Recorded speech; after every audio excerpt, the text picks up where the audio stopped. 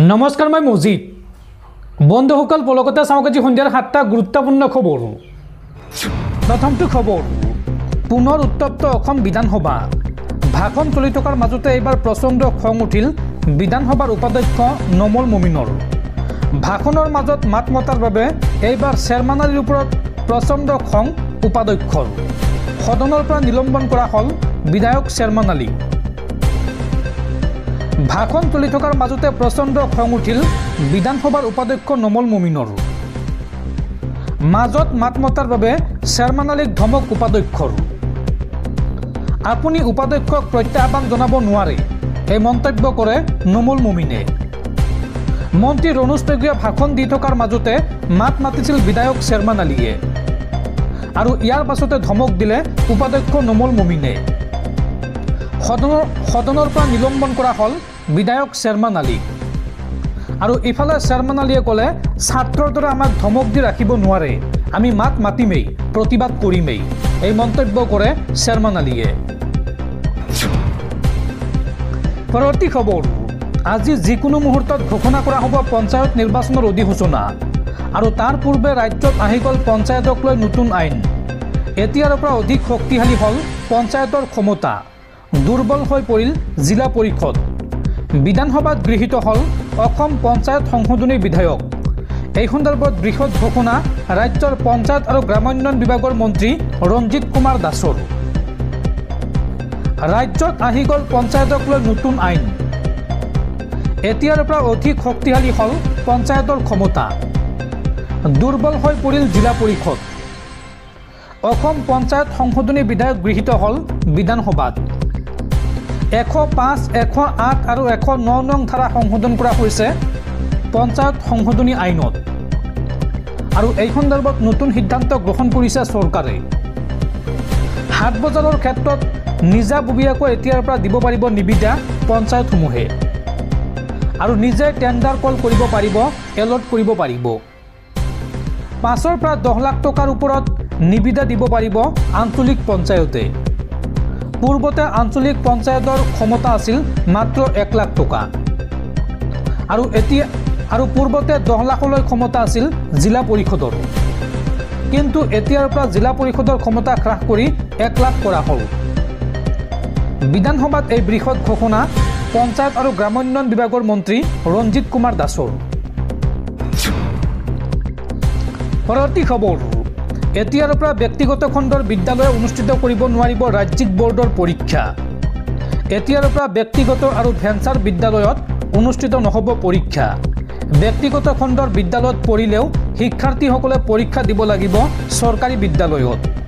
এই সন্দৰ্ভত বৃহৎ ঘোষণা ৰাজ্যৰ শিক্ষামন্ত্ৰী ৰণোজ পেগুৰ।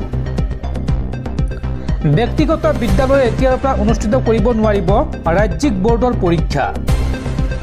এতিয়াৰ পৰা ব্যক্তিগত আৰু ভেঞ্চাৰ স্কুলত বা বিদ্যালয়ত অনুষ্ঠিত নহ'ব পৰীক্ষা। কেৱল চৰকাৰী বিদ্যালয়তহে অনুষ্ঠিত হ'ব পৰীক্ষা। একাদশ শ্ৰেণীৰ পৰীক্ষাৰ প্ৰশ্নকাকত ফাদিলৰ পিছতে এই সিদ্ধান্ত গ্ৰহণ কৰিছে চৰকাৰে। এতিয়াৰ পৰা প্ৰশাসন আৰু আৰক্ষীৰ আওতাত থাকিব পৰীক্ষা। ৰাজ্যৰ 15খন বিদ্যালয়ৰ পৰা পৰীক্ষাত লিক হৈছিল হায়াৰ ছেকেণ্ডাৰী প্ৰথম বৰ্ষৰ গণিতৰ প্ৰশ্নকাকত। আৰু ইয়াৰে 12খন ব্যক্তিগত খণ্ডৰ বিদ্যালয় আৰু 3খন আছিল প্ৰাদেশিকৃত বিদ্যালয়। বিদ্যালয়কেইখনে পৰীক্ষাৰ আগতে খুলিছিল প্ৰশ্নকাকতৰ টোপোলা। প্ৰশ্নকাকত ভাইৰেল কৰা বিদ্যালয়কেইখনৰ স্বীকৃতি ইতিমধ্যে বাতিল কৰা হৈছে, লগতে ব্যৱস্থা গ্ৰহণ কৰা হৈছে। এই 15খন বিদ্যালয় 2025ত নামভৰ্তি কৰিব নোৱাৰিব একাদশ শ্ৰেণীৰ। আৰু ৰাজ্যত পঞ্চায়ত নিৰ্বাচনৰ দিন ঘোষণাৰ পিছতে প্ৰকাশ পাব বাতিল হোৱা পৰীক্ষাৰ সময়সূচী। হায়াৰ ছেকেণ্ডাৰী একাদশ শ্ৰেণীৰ পৰীক্ষাক লৈ শিক্ষামন্ত্ৰী ৰণোজ পেগুৰ এই ডাঙৰ ঘোষণা। দৰ্শকসকলৰ বহুতো গুৰুত্বপূৰ্ণ খবৰ আছে। তাৰ আগতে আপোনাক জনাওঁ যে যদি আপুনি এতিয়ালৈকে এইটো ভিডিঅ'ত লাইক কৰা নাই, তেন্তে এতিয়াই ভিডিঅ'টোত লাইক কৰি দিয়ক। আৰু এনেকুৱা ধৰণৰ ভিডিঅ'সমূহ নিতৌ চাবলৈ চেনেলটো ছাবস্ক্ৰাইব কৰি কাষত থকা বেলাইকনটো প্ৰেছ কৰি ৰাখক। পৰৱৰ্তী খবৰ, গুৱাহাটীত পুনৰ সংঘটিত হৈছে আন এক ভয়ংকৰ ঘটনা। নিৰ্মাণৰত গল্ডেন হাইট নামৰ এটা এপাৰ্টমেণ্টৰ পৰা ইটা খহি পৰি মৃত্যু হৈছে এগৰাকী 7 বছৰীয়া শিশুৰ। ঘটনাক লৈ উত্তপ্ত পৰিস্থিতি গুৱাহাটীৰ নিৰ্মীয়মান অট্টালিকাত ভয়ংকৰ ঘটনা ছাত্ৰীবাৰীত নিৰ্মাণৰত গোল্ডেন হাইট নামৰ এপাৰ্টমেণ্টৰ ইটা পৰি শিশুৰ মৃত্যু এই দুৰ্ঘটনাৰ পিছতে আহত শিশুটিক নিয়া হৈছিল এটা ব্যক্তিগত খণ্ডৰ হাস্পাতালত কিন্তু ব্যক্তিগত খণ্ডৰ হাস্পাতালত 10 লাখ টকা লাগিব বুলি কোৱাত গুৱাহাটী মেডিকেল কলেজ হাস্পাতাললৈ স্থানান্তৰ কৰা হয় শিশুটিক কিন্তু দুৰ্ভাগ্যজনকভাৱে জিএমচিএইচত কৰুণ মৃত্যু খাবতিলে 7 বছৰীয়া শিশুটিয়ে আৰু এতিয়া স্থানীয় ৰাইজে মৃতদেহ লৈ আহিছে নিৰ্মীয়মান অট্টালিকালৈ ক্ষতিপূৰণ নিদিয়া পৰ্যন্ত মৃতদেহ সৎকাৰ নকৰাৰ হুংকাৰ স্থানীয় ৰাইজৰ পপিয়া বৰ্মন নামৰ শিশুটিৰ মৃত্যুৰ পিছতে এতিয়া সমগ্ৰ অঞ্চলত তীব্ৰ উত্তেজনা পৰৱৰ্তী খবৰ SBIৰ কোটি কোটি গ্ৰাহকলৈ বেয়া খবৰ এতিয়াৰ পৰা এটিএমৰ পৰা নগদ ধন উলিওৱা আৰু বেলেন্স চেক কৰাৰ বাবে আপুনি দিব লাগিব অতিৰিক্ত ধন 1 মেৰ পৰা সমগ্ৰ দেশজুৰি কাৰ্যকৰী হ'ব এই নতুন নিয়ম বা নতুন সিদ্ধান্ত RBIয়ে প্ৰকাশ কৰিলে এই গুৰুত্বপূৰ্ণ জাননী উল্লেখযোগ্য যে এটিএম ব্যৱহাৰৰ অতিৰিক্ত মাচুলৰ নামতে ভাৰতীয় ষ্টেট বেংকে সংগ্ৰহ কৰিছে 2043 কোটি টকা যোৱা 5টা বিত্তীয় বৰ্ষত এই ধন সংগ্ৰহ কৰিছে ষ্টেট বেংক অফ ইণ্ডিয়াই লোকসভাত এই তথ্য প্ৰকাশ কৰিছে বিত্ত মন্ত্ৰালয়ে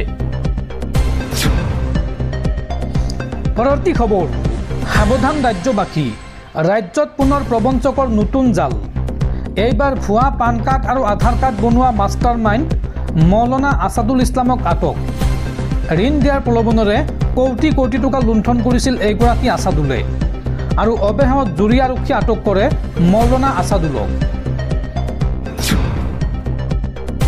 পৰৱৰ্তী খবৰ ঋণত ডুব গৈছে অসম চৰকাৰ গড়ে দৈনিক 56 কোটি টকাৰ ঋণ লৈছে হিমন্ত বিশ্ব শৰ্মা নেতৃত্বাধীন ৰাজ্য চৰকাৰে শেহতীয়াকৈ প্ৰকাশ পাইছে এই বিস্ফোৰক তথ্য সহিব নোৱাৰা ঋণৰ বোজা ৰাজ্য চৰকাৰৰ ওপৰত বিজেপিৰ আমলত ৰাজ্যৰ ঋণৰ পৰিমাণে গঢ়িছে অভিলেখ বিজেপিয়ে বিগত 8 বছৰত ল'লে 1,27,838 কোটি টকাৰ ঋণ আৰু হিমন্ত বিশ্ব শৰ্মাই 3 বছৰতে ল'লে 62,268 কোটি টকাৰ ঋণ আৰু সেই হিচাপত হিমন্ত বিশ্ব শৰ্মা চৰকাৰৰ দিনত গড়ে দৈনিক 56 কোটি টকাৰ ঋণ লৈছে অসম চৰকাৰে উল্লেখযোগ্য যে অন্তিমটো কাৰ্যকালত তৰুণ গগৈ চৰকাৰে লৈছিল 20,943 কোটি টকাৰ ঋণ আৰু তৰুণ গগৈ চৰকাৰৰ অন্তিম 5 বছৰত গড়ে দৈনিক ঋণ আছিল 11 কোটি টকা শেহতীয়াকৈ প্ৰকাশ পাইছে এই তথ্য পৰৱৰ্তী খবৰ বিধানসভাৰ উপাধ্যক্ষ ডাক্তৰ নোমল মমিনক আক্ৰমণ কৰা ঘটনা সন্দৰ্ভত প্ৰথমবাৰলৈ মুখ খুলিছে বিধায়ক নুৰুল হুদাই বিধায়ক নুৰুল হুদাই এই সন্দৰ্ভত কয় যে মই কোৰাণত হাত থৈ ক'ব পাৰিম ডাক্তৰ নোমল মমিনৰ গাত মই হাত দিয়া নাই আৰু তেওঁ বাইবেলত হাত থৈ ক'ব পাৰিব নেকি মই আক্ৰমণ কৰিছোঁ বুলি নিশ্চয় নোৱাৰে বিধানসভাৰ উপাধ্যক্ষগৰাকীৰ প্ৰতি কংগ্ৰেছী বিধায়ক নুৰুল হুদাৰ এই প্ৰত্যাহ্বান পৰৱৰ্তী খবৰ দেশৰ লাখ লাখ মুছলমানক ঈদৰ উপহাৰ দিব কেন্দ্ৰৰ বিজেপি চৰকাৰে ঈদৰ দিনা সমগ্ৰ দেশৰ 32 লাখ আৰ্থিকভাৱে দুৰ্বল মুছলমান লোকক অত্যাৱশ্যকীয় সামগ্ৰীসহ কিট বিতৰণ কৰিব বিজেপিয়ে প্ৰধানমন্ত্ৰী মোদীৰ নামেৰে নামাকৰণ কৰা এই কিটসমূহৰ নাম হ'ব সৌগাত-ই-মোদী মুছলমান লোকক লৈ এই বৃহৎ সিদ্ধান্ত গ্ৰহণ কৰিছে কেন্দ্ৰৰ বিজেপি চৰকাৰে